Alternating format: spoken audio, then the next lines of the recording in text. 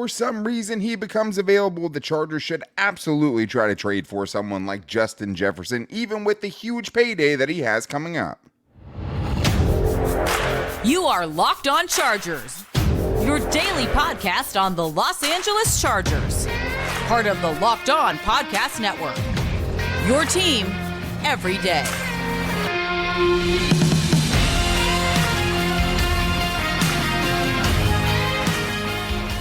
What is up, and welcome into the Locked On Chargers podcast. I'm your host, Daniel Wade, joined as always by my co-host, David Drogemeyer, and we've been covering the Chargers together now for 8 seasons, but this is our 6th year as the host of the Locked On Chargers podcast, bringing you your team every day. Thank you guys, as always, for making us your first listen, and to make sure you never miss the show, go subscribe or follow for free on the Locked On Chargers YouTube channel, and listen wherever you get your podcast from. David, what do we got today? Daniel, Justin Jefferson put up over 1,800 yards with Kirk Cousins as his quarterback. Imagine what he could do with Justin Herbert throwing him the rock on Sundays. My goodness, that would be a thing to see. Also, we're going to talk about Brock Bowers and where we would be comfortable taking him. Also, just the tight end position in general. And what are the weakest position groups that the Chargers need to look at addressing going into the draft?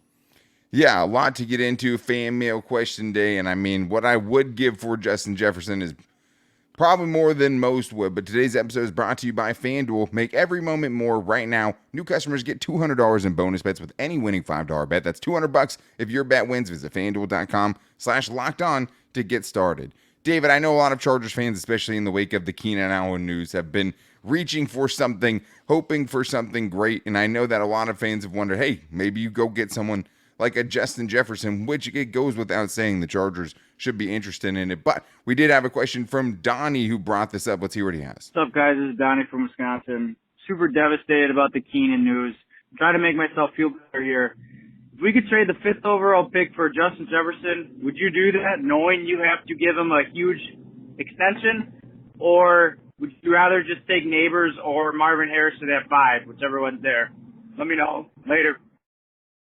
Well, first, let me just say that I don't think the Vikings would do that. I think it would cost much more. But if you're just doing it in this scenario, the 5th overall pick, looking at it like this, you can get, probably the best wide receiver in the league, someone who's on a historic pace with how he started his career. Or you get, a couple of borderline, maybe generational talent in Marvin Harrison Jr., someone in Malik Nabers who's not far behind. And don't spend the money on the wide receiver because you're already spending big on quarterback, right? And you get these guys 4 or 5 years at a very reasonable price. But David, if it was only going to cost the 5th overall pick, you absolutely trade that for Justin Jefferson because you're hoping that either of those dudes can become 80% of what Justin Jefferson is, 90%, right? Justin Jefferson is the sure thing. Absolutely. You know what you have with Justin Jefferson. I mean, Malik Nabers and Marvin Harrison Jr. look fantastic and by all accounts had truly phenomenal college careers. I mean, they put up some historic numbers and they look like they are definitely going to be great receivers in the NFL. They look like they're going to be great. Justin Jefferson is already a bona fide, great once-in-a-generation type of receiver. 3 seasons, over 1,400 receiving yards, 2 100-plus catch seasons, including in 2022 where he caught 128 passes, which is insane, and he has 30 touchdowns in 4 seasons. Also, which is ridiculous, in 2023, he missed 7 games and still went over 1,000 yards receiving.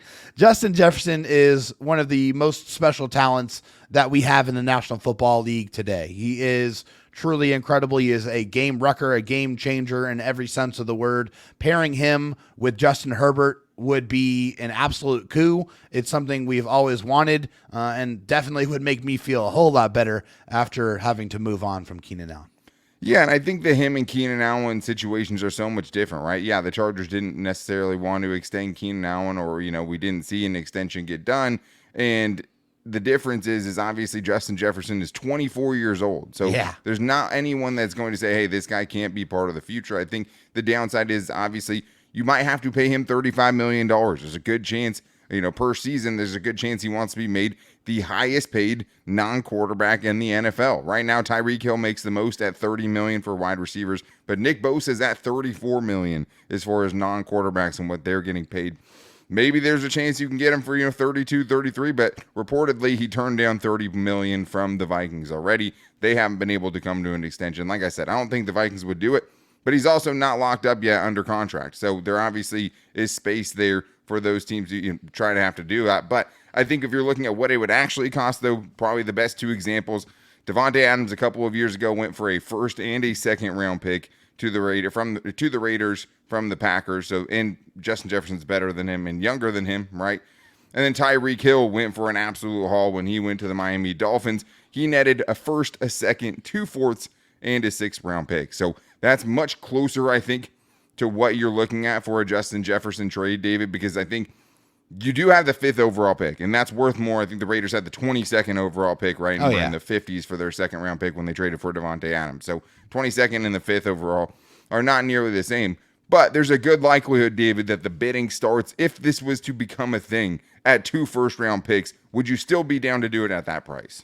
Absolutely, yes. And it's not even a second question for me, because we're talking about the best receiver in the National Football League getting paired up with Justin Herbert, and you have him for probably 5 or 6 years. I understand it's going to be a large portion of your salary cap that's going to have to be paid to 2 players, but you pay good players. You retain good players. You keep good players. So I don't really care about the money. I know that Justin Jefferson is a sure thing. I know he is going to ball out every single season that he's with Justin Herbert. So I don't really care. I mean, if it's 2 first-round picks, it's $35+ million per season. Fine by me. Sign me up. Let's get Justin Jefferson to LA stat. Yeah, and the Chargers have a lot of holes, right? I mean, so do the Vikings, right? And of course, maybe they want to keep 11 and 23 and also get the 5th overall pick, and they take JJ McCarthy and 2 wide receivers right after that, right? You don't know. I mean, they could rebuild it pretty quick with that much capital, but it's Justin Jefferson, and they're likely not going to trade him. But yeah, I mean, I would be very, very interested. I would send a lot for Justin Jefferson if that became a thing. But let's get to a tier, because he called in and he thinks maybe wide receivers aren't as important as we're saying they are. Dan, David, this is a new voicemail from Atia. I love you, my boys. Okay, I know what happened to Keenan. We're all sad about that. But I trust this regime. I trust this GM. I trust this coach. They know what they're doing. I have faith in them. My question for you, Dan, you can go first. How many superstars wide receiver Patrick Mahomes has? That's my question. And I believe that's what the Chargers are trying to do, because Justin can do anything that he can do. Let me hear you, please. Thank you, Dan. Love you, my baby. I totally understand what you're saying, Atir, and I've seen this sentiment floating around social media. And to me, yes, you can look at it and say, hey, Patrick Mahomes doesn't have any superstar wide receivers. But to me, that's much more likely the outlier. That's the exception to the rule, not the rule. Justin Herbert's not Patrick Mahomes, obviously. But the other thing is he also has a Hall of Fame tight end, David, a Hall of Fame head coach. Like, I don't think we should try to be building it the same way as the Chiefs did this year, because he made magic happen without wide receivers, obviously. A lot of things he still did have, but I don't think that's a successful formula for other teams. Absolutely not. I mean, yeah, let's not forget, you have a 3-time Super Bowl winning head coach that's leading your team, who's one of the best offensive masterminds that we know of in our era of football. And Travis Kelce had 93 catches for 984 yards and 5 touchdowns, which, by the way, which his lowest yardage total since 2015 and his lowest TD total since 2016. He's a Hall of Famer. He's going to be a first ballot. He is, a true difference maker. So just because they didn't have an all-star cast of wide receivers did not mean that they didn't have weapons that they used to their disposal. And, oh, by the way, Dan, they had a pretty darn good defense that got them in and out of a lot of games last season. Yeah, I mean, their defense gave up an average of 15.8 points in the playoffs last year, right? They scored 25 in an overtime Super Bowl game. They scored 17 in an AFC Championship game and still got there. That offense paid the price for not having premium receivers, and Rashee Rice ended up coming on and really helping them later in the year and kind of got things clicking a little bit. But they also had a great defense. That's a big part of it, right? They only scored an average of 21 points per game over the last 2 games, and they won a Super Bowl. So the huge defense, and also they just signed Hollywood Brown, and will probably take a wide receiver with their first round pick. So I think they're pretty worried about their wide receiving core. The Chargers absolutely should be. But David, with this Vikings trade potentially out there for 11 and 23, what has been floated around, it also makes not only the Jackson Powers Johnson dream alive, like we talked about, It also makes the Brock Bowers dream alive, and I am fully on board if the Chargers were to trade back to still bring in Brock Bowers, even with what they have in the room right now. We're getting to that and more in today's Locked On Chargers podcast. First, though, I need to tell you guys about eBay Motors. Passion, drive, and patience. What brings home the winning trophy is also what keeps your ride or die alive. eBay Motors has everything you need to maintain your vehicle and level it up to peak performance, from superchargers, roof racks, exhaust kits, LED headlights, and more. Whether you're into speed, power, or style, eBay Motors has got you covered. With over 122 million parts for your number one ride or die, you're always going to find exactly what you're looking for. And with eBay Guaranteed Fit, your part is guaranteed to fit your ride every time or your money back. Because with eBay Motors, you're burning rubber, not cash. With all the parts that you need at the prices you want, it's easy to turn your car into the MVP and bring home that win. Keep your ride or die alive at ebaymotors.com. Eligible items only. Exclusions apply. eBay Guaranteed Fit only available to U.S. customers. David, let's continue this Chargers mailbag today with a lot of people asking about Brock Bowers, because the Chargers did put an emphasis early on in free agency to go get a couple of bodies with Hayden Hurst, with Will Dissly, both guys serving a very important role, and it was easy to understand why they went in that direction. And you got both of those guys, more balanced group between the two of them than, even what Gerald ever got paid. You got both of them basically for less than that almost. So I like those moves. But, David, I do think, this question is still very, very relevant right now from Joseph Rodriguez, who asked, considering Jim had 4 active tight ends when he was with the 49ers, do you either of you still think it's still likely we go after Brock Bowers in round 1, even though we have Will Dissly, Hayden Hurst, and Donald Parham? Thank you guys, and bolt up. David, what do you think here? Yeah, so I'm still of the mind of at 5th overall, I'm not interested in bringing in Brock Bowers or having to or drafting him at that spot, because you're having to pay him $32.3 million if you take him with the 5th overall pick. Over 4 years, yeah. Yeah, over 4 years, right, over 4 years. If you're trading back, let's say to 11, with the Vikings, you're only paying him $20.076 million over 4 seasons. Which means he's making $5 million per season as opposed to $9 million per season, which probably makes him, takes him from like the top 5 paid tight end to like in the 20s, right? Which I'm a lot more comfortable with at totally that level, at that measure. So yes, I am still very much interested in drafting Brock Bowers, but much more interested at pick number 11.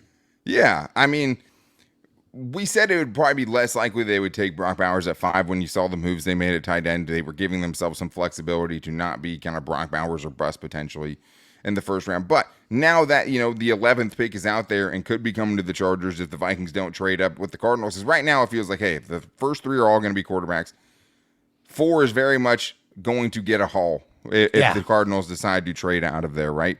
But then that lands Marvin Harrison Jr. right in your lap. It makes trading back a little bit more difficult, and we'll talk about that later, right? What happens? Can you still trade back if the Cardinals and the Vikings do trade, right?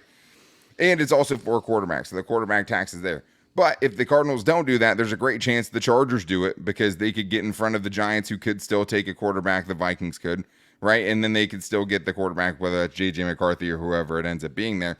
There's no one in that room that should stop you from taking Brock Bowers, right? No. I'm firmly on board with Brock Bowers, especially if it's at pick 11, because look, David, you got rid of your top 2 receiving options. You just need blue chip offensive talent wherever you can get it, whether it's wide receiver, whether it's tight end. Brock Bowers is a bona fide blue chip offensive weapon. And look at what we just talked about in the last segment, David. Patrick Mahomes didn't have any superstar wide receivers. You know what he had? A superstar tight end. Yes. So I'm not saying that Brock Bowers could be that, but I'm not saying he can't, because I think he's going to be easily one of the best receiving options in the NFL at tight end early on in his career. That's how confident I am. It's easy to see what he brings to the offense. He's an explosive, dynamic playmaker, regardless of position. If you have a chance at 11 to get a blue chip offensive player to add to an offensive skill position group, tight ends and wide receivers that's kind of devoid of talent right now, or at least top end talent, I think you absolutely do it. But for sure, still a good chance it doesn't happen, right? And I think that's where bolt up Andrew's question comes from here when he says, assuming Hayden Hurst signs, who do you consider tight end 1? Because we are using some of the mailbag questions for last week, because we were going to do a mailbag and then Keenan Allen got traded and threw everything into a blender. But we know that Hayden Hurst is signing. Who do you consider tight end 1 between him, Donald Parham, and Will Dissly? Do you think they also address the position in the draft or role with this group? and Stone Smart. What do you think?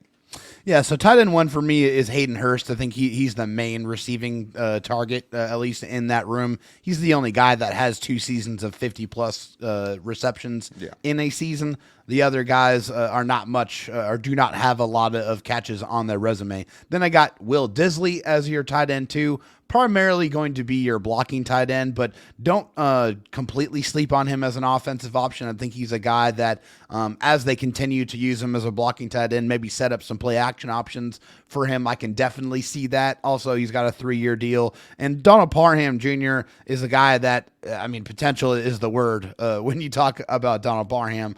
But health is the other word, and he just has not been able to stay on the field and stay consistent and be a fixture in the offense. He's a playmaker for sure. You get the ball in his hands, he can move, which move a lot better than you would expect someone that's 6'8" to be able to move. Yeah. But I think that's what I have it listed as far as the hierarchy of that Chargers tight end room.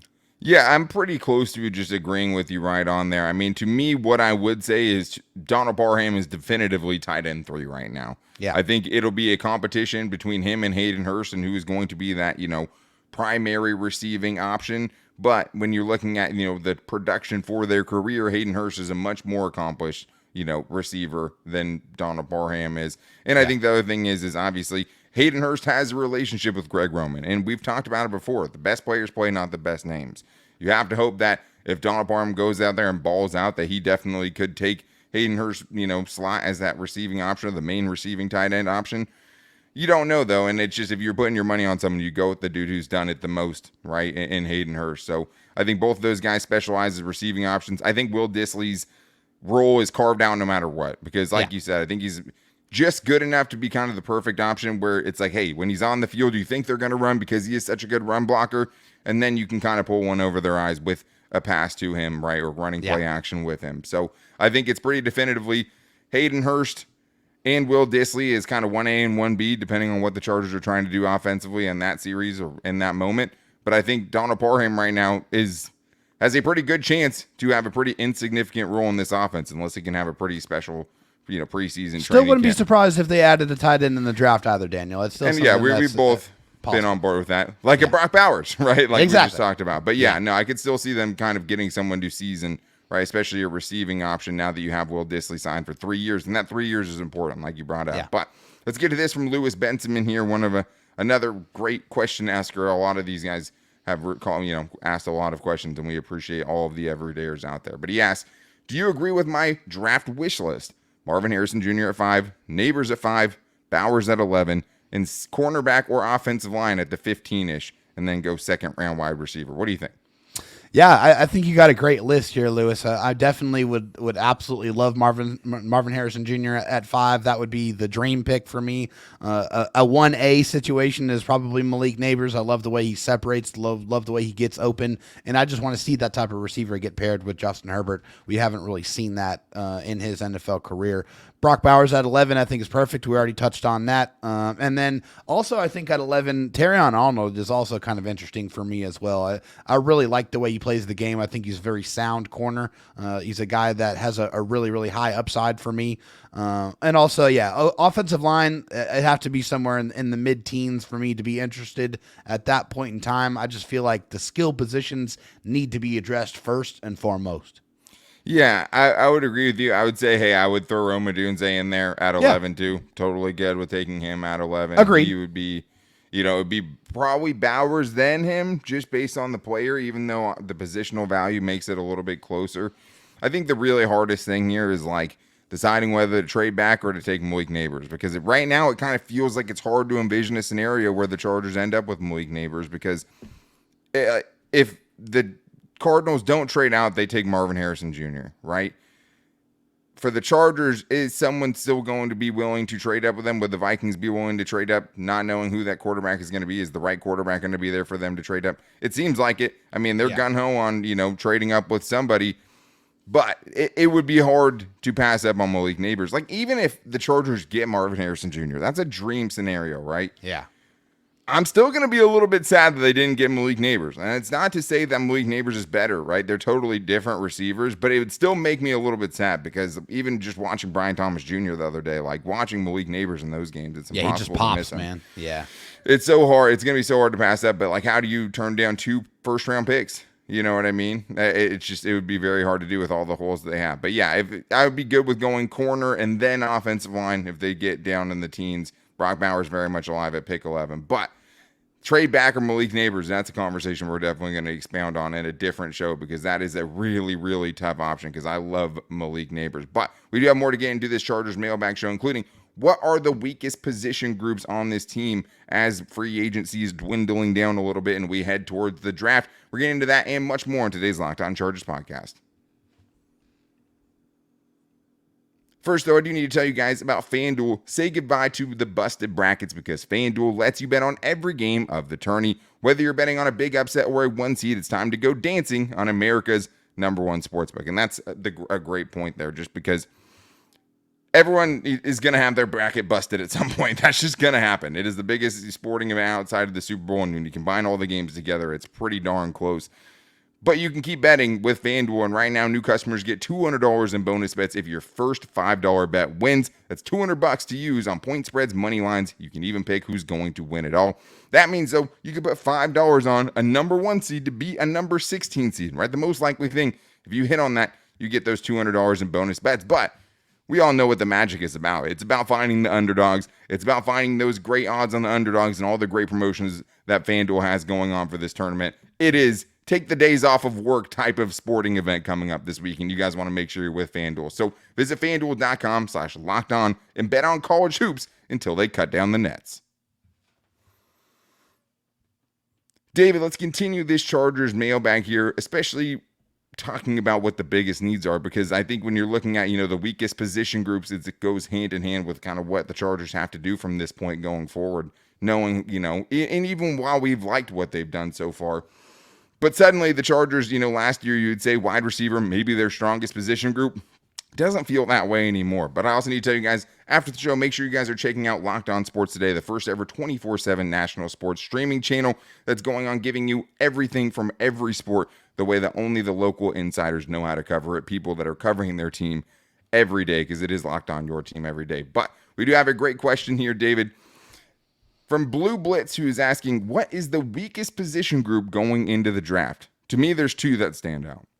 Yeah, for sure. I think we're probably going to have the same ones.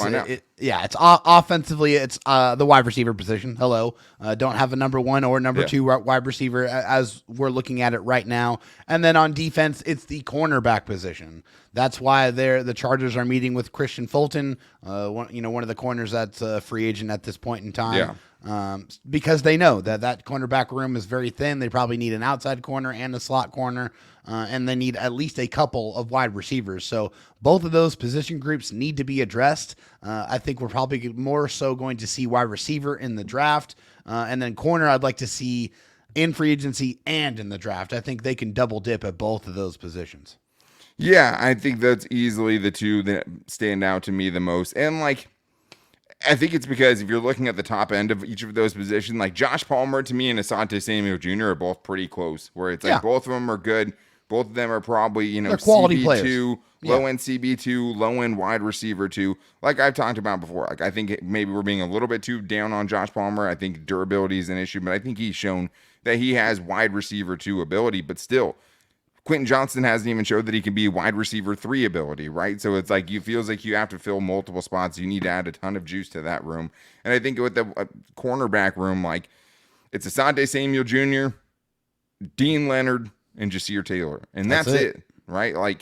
One of those guys got benched last year. One of those guys couldn't stay healthy, and Dean Leonard, when he finally got his opportunity to start, and we just have such a small sample size. And we know the flaws, right? The ups and downs that come along with Asante Samuel Jr. That room needs a lot of work. Feels like something they have to address early on in the draft. But those are, to me, the 2 weakest position groups right now going into the draft. And let's also take a breath and let them kind of figure it out, right, and see what these look like in a couple months. I'm not going to panic too much about them right now. I'm still going to trust the process. But, David, let's go a little rapid fire here because there were so many questions from last week to this week with these fan mail questions. Let's get to this one from Ivan, who asks, if Minnesota trades down to 4, who might some of the other trade partners be for the Chargers at 5? And David, if Minnesota does trade up for their quarterback in 4 and Arizona gets that haul, first of all, Marvin Harrison Jr. falls in your lap. But if you still wanted to trade down, there's not a lot of options. It becomes a much tougher, it becomes much tougher, and you're probably going to get much less if you're trying to trade back still. Yeah, for sure. I mean, hey, it's the quarterbacks, right? They're the ones that everyone's going to be trading for. They're the ones that get the most compensation. And if they're not on the table, then maybe you're looking for a team that wants to add a skill position player, receiver to a team that just added a quarterback. So I think the one that came to mind is one that you brought up, which is the Atlanta Falcons. I think that's probably the only team in my mind that would make sense if you still wanted to look to trade. Personally, I would stick and pick at that point in time. Yeah. I wouldn't be interested in any trades if the first 4 picks are quarterback, and quarterback. Exactly, because the thing is there's not going to be anyone that's going to willing to be putting up that much because you don't get that quarterback tax. So yeah, it's probably the Falcons, trying to get another weapon opposite of Drake London for Kirk Cousins and getting them on the cheap, right? So I think that would be it. Jets, who knows, because it's kind of all in for Robert Saleh, Aaron Rodgers over there. Do they want to trade up from 10 to 5?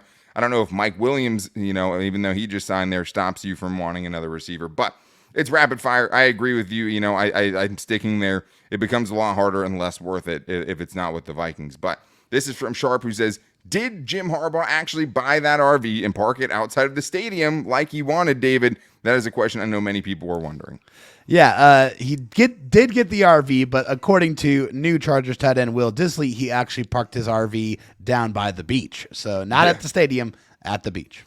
Such a weirdo. He actually went and bought the RV. I mean, it almost felt like, he was like, it was already decided even when he was talking about it. Like the things that get him going. I saw he was also doing he went straight to the dealership and got that RV right after that press conference. A yard sale for all the stuff that he had in his Michigan home. You know what I mean? So he's fully going and he's in the RV. So love to see that. Love to think about players going to meet him for the first time and him just being in an RV.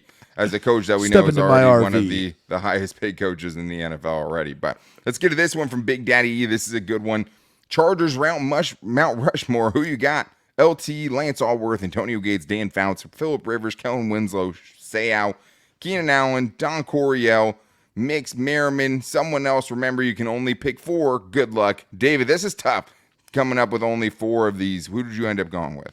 Yeah, I mean, I think this is going to be pretty indicative of the time that I've been on this earth. But it's LT, Junior Seau, Antonio Gates, and Phillip Rivers for my Mount Rushmore for the Chargers.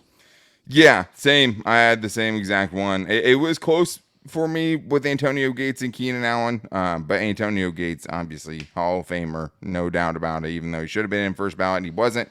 But he will get in the Hall of Fame. It has to be those guys.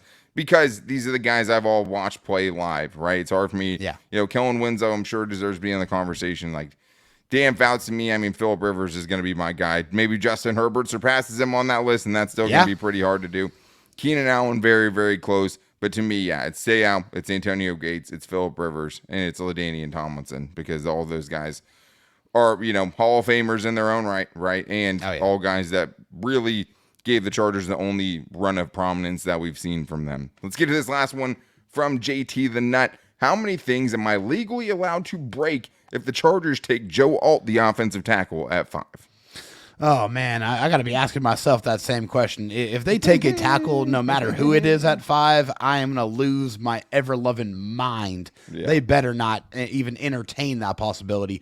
But as far as how many things that you can break, as many things as you can possibly replace, my man, because that's the thing that you got to keep in mind is all that stuff costs money. But please, I don't want to be a part of this Chargers community if they take a tackle at the 5th overall pick. Yeah, I'll be pretty upset. I like Joe Alt as a prospect, but there's just a lot of guys I like better, especially at 5. That would make me sick to see it. I mean, it's not against him as a prospect at all. I think he's going to be a very good player.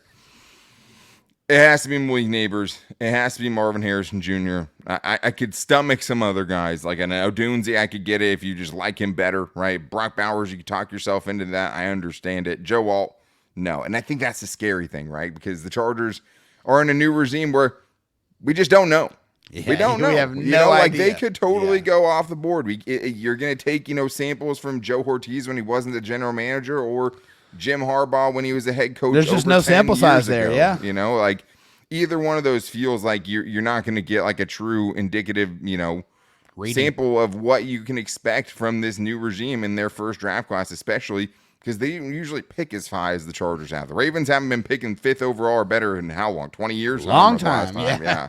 I mean, if you're talking about, the 49ers outside of like the first season he got there, they were in an NFC championship game the first 3 seasons. So Exactly. It's hard to say. And that's kind of the scary thing about it. I would be upset if that was the pick there, but that's going to wrap things up on today's show. We will be back with you guys tomorrow as always. Probably talking about some free agency, potentially maybe some bargain finds that are out there. Any news that we have coming in. We're going to be keeping our eye on the Christian Fulton of it all, too. Another Chargers potential free agent coming in. But to make sure you guys don't miss it, go subscribe or follow for free on the Locked On Chargers YouTube channel and listen wherever you get your podcast from. And you can also find the show every day on our social media. You can hit us up on Twitter at LockedOnLAC. You can find me at Dan Talk Sports and David Drogemeyer at DroTalkSD. And shout out to everyone who hit us up on Twitter for this mailbag segment and to everyone who called into the voicemail line at 323-524-7924. You can also find us on Instagram at Locked On Chargers, and you can find us on our Locked On Chargers Facebook page. Shout out to Nikki Bozeman, Bradley Bozeman for the shout out. Appreciate you guys. Welcome to the Bull fam. But we'll be back with you guys tomorrow. Until then, take it easy and go Bolts.